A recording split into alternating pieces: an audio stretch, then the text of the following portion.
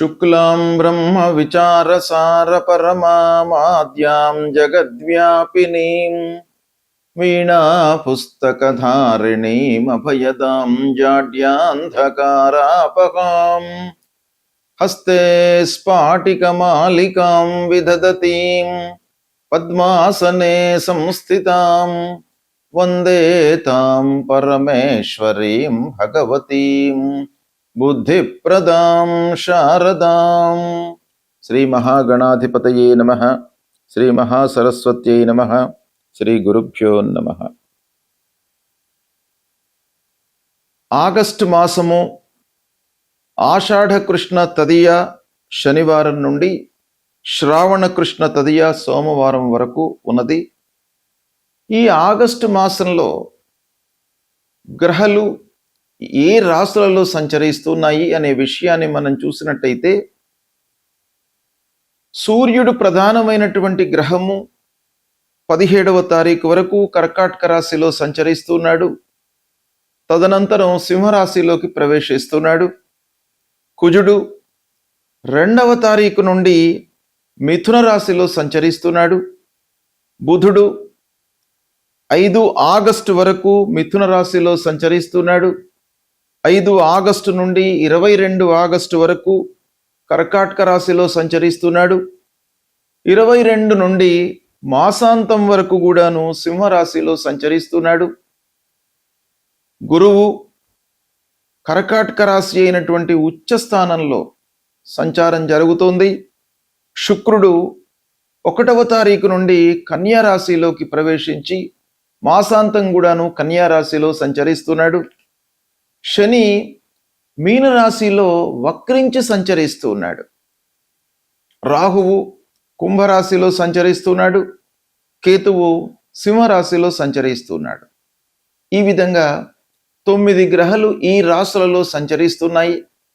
అయితే ఈ సంచారము 12 రాశుల వారికి ఎలాంటి ఫలితాలను ఇవ్వబోతున్నాయి ఈ ఆగస్టు మాసంలో అనే విషయాన్ని మనము విశ్లేషించి తెలుసుకుందాం.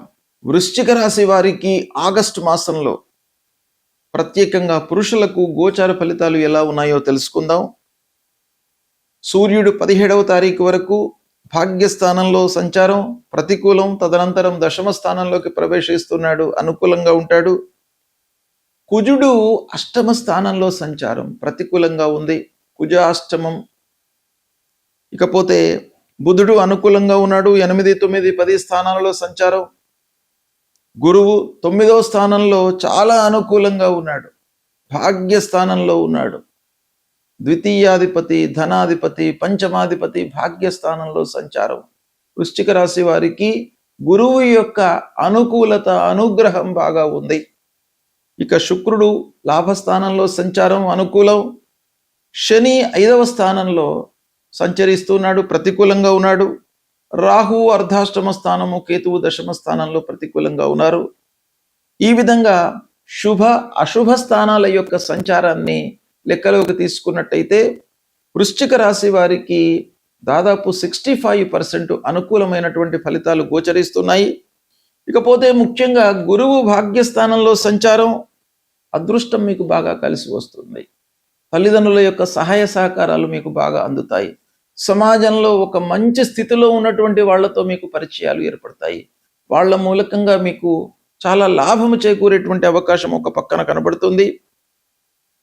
17 తర్వాత ఉద్యోగంలో ఉన్నటువంటి వారికి మంచి అవకాశాలు వస్తాయి. ఆల్రెడీ ఉద్యోగం చేస్తున్నటువంటి వాళ్లకు కూడాను ఆఫీసులో ఒక గౌరవ మర్యాదలు, మంచి స్థితి ఏర్పడేటువంటి సూచనలు. ఉన్నతాధికారులతో అన్యోన్యంగా ఉంటారు. వాళ్లతో మీరు ప్రేమ భావంతో ఉండడం మూలకంగా వారి యొక్క సహాయ సహకారాలు, ఆదరణ మీకు బాగా లభించే అవకాశం కనబడుతుంది. ఆదాయం బాగా పెరుగుతుంది. వ్యాపారంలో ఉన్నటువంటి వాళ్లకు కొత్త రకమైనటువంటి బిజినెస్ చేయాలి అనేటువంటి ఒక మనస్తత్వం ఏర్పడుతుంది. కస్టమర్స్ తదనుగుణంగా, దానికి అనుగుణంగా మీకు కస్టమర్స్ కూడాను లభించేటువంటి అవకాశం కనబడుతుంది. ముఖ్యంగా కుజుడు అష్టమ స్థానంలో ఉన్నాడు వృశ్చిక రాశి వారికి. అష్టమ స్థానము ప్రతికూలమైనటువంటి స్థానం. అయితే రాస్యాధిపతి గనక కొంతవరకు ఇబ్బందులు, దుష్ప్రభావము తగ్గినప్పటికీ అష్టమ స్థానము కుజుడికి శాస్త్రంలో ప్రబలమైనటువంటి ప్రతికూల స్థానంగా చెప్పబడి ఉంది కాబట్టి కొంత జాగ్రత్తలు తీసుకోండి. ఆకస్మికమైనటువంటి ఇబ్బందులు జరిగే సూచనలు ఉన్నాయి. ప్రయాణాలు చేసేటప్పుడు వాహనములతో జాగ్రత్తగా ఉండండి. ఎవరితోనైనా కూడాను ఒప్పందాలు చేసుకునేటప్పుడు కూడాను కొన్ని జాగ్రత్తలు తీసుకోండి. అప్రమత్తంగా ఉండడము చాలా ముఖ్యం కుజుడి మూలకంగా. అయితే చదువు లోపల మీకు పురోగతి కనబడుతుంది, ప్రోగ్రెస్ బాగా ఉంది, విద్యార్థులకు బాగా కలిసి వస్తుంది. విదేశీ విద్య కొరకై అవకాశాలు కూడాను బాగా ఉన్నాయి. మీరు ఫారెన్ లోపల హయ్యర్ ఎడ్యుకేషన్ కొరకై ప్రయత్నాలు చేస్తున్నటువంటి వాళ్లకు చాలా అనుకూలమైనటువంటి విషయం. ఈ మాసం బాగా కలిసి వస్తుంది. ఇక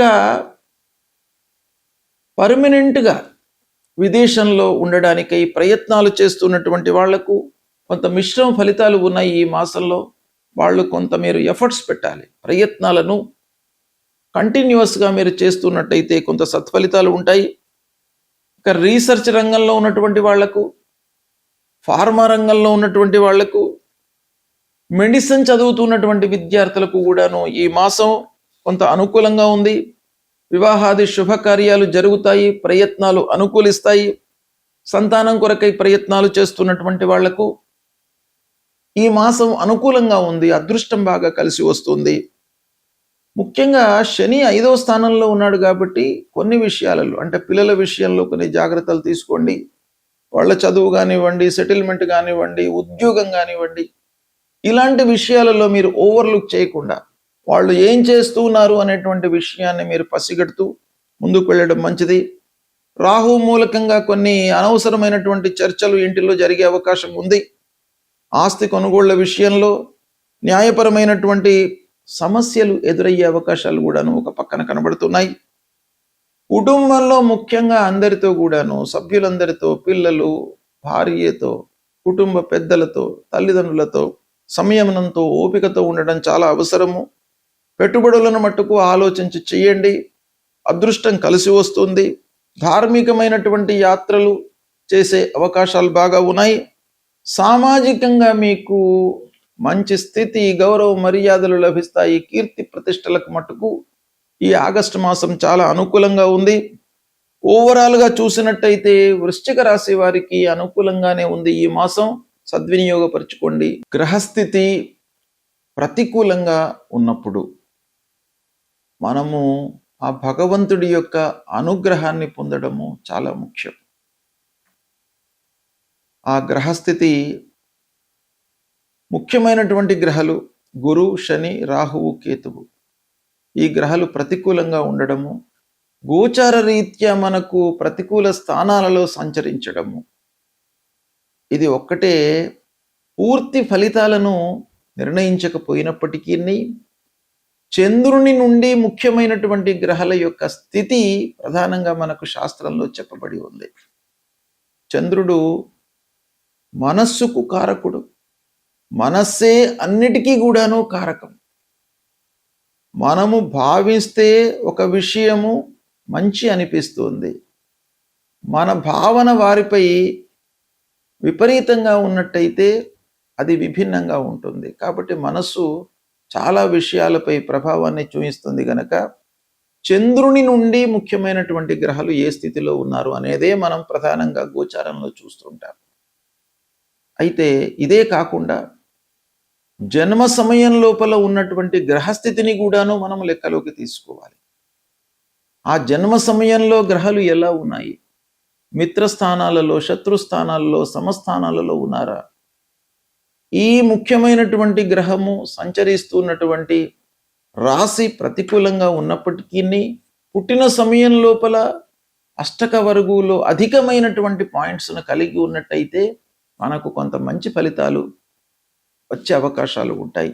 ఇలా ఎన్నో ఫ్యాక్టర్స్ను మనము లెక్కలోకి తీసుకొని ఫలితాలను నిర్ణయించడము అనేటువంటిది శాస్త్రబద్ధం. కాబట్టి గోచార ఫలితాలు ప్రతికూలంగా ఉన్నప్పుడు మనము ముఖ్యంగా గురువు విషయమై ఆలోచించినట్టయితే దక్షిణామూర్తి స్తోత్ర పారాయణం చేసుకోవడము, గురువుకు సంబంధించినటువంటి మూల మంత్రాన్ని జపించడము, దేవానాంచ ఋషీణాంచ గురుం కాంచన సన్నిభం వందనీయం త్రిలోకానాం తం నమామి బృహస్పతి అనేటువంటి మూల మంత్రాన్ని ప్రతినిత్యం కూడాను చదువుకుంటే గురువు యొక్క అనుగ్రహం లభిస్తుంది.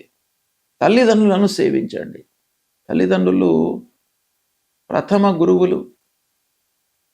జన్మతో మనకు అన్నీ నేర్పినటువంటి వాళ్ళు ప్రప్రథమంగా తల్లిదండ్రులు కాబట్టి వాళ్లకు సపర్యలు చేయడము, వాళ్ళ యొక్క ఆరోగ్య విషయమై మనము మనసు నిలపడము, బాగోగులను చూసుకోవడము, ఇవి చాలా ప్రధానమైనటువంటిది. తద్వారా వాళ్ళ యొక్క అనుగ్రహం లభిస్తుంది. అదేవిధంగా శని ప్రతికూలంగా ఉన్నప్పుడు హనుమాన్ చాలీసా చదవండి, ఆంజనేయ స్వామిని కొలవండి, శనికి సంబంధించినటువంటి మూల మంత్రాన్ని ప్రతినిత్యం కూడాను చదువుకోండి. రాహుకేతులు ప్రతికూలంగా ఉన్నప్పుడు అమ్మవారి దేవాలయానికి వెళ్ళండి, అమ్మవారిని కొలవండి, అమ్మవారికి సంబంధించినటువంటి స్తోత్ర పారాయణాలు చేయండి. దుర్గా సప్తశ్లోకి అనేటువంటిది మీకు చాలా ఉపయోగపడుతుంది. దాన్ని మీరు ప్రతినిత్యం కూడాను చదువుకోండి. అందులో ఉన్నటువంటి 7 శ్లోకాలను మీరు ప్రతినిత్యము కూడాను చదవడం మూలకంగా భయము, ఆందోళన ఇవన్నీ కూడాను దూరమైపోయి మీకు విజయము చేకూరేటువంటి అవకాశాలు ఉంటాయి.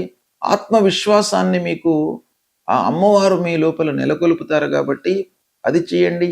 గణపతిని స్మరించండి, గణపతి దేవాలయానికి వెళ్ళండి. ఇలా ప్రతికూలంగా ఉన్నప్పుడు మనం చేయవలసినటువంటి కర్తవ్యము భగవంతుణ్ణి సందర్శించుకోవడము, దేవాలయానికి వెళ్ళడము, స్తోత్ర పారాయణాలు చేయడము.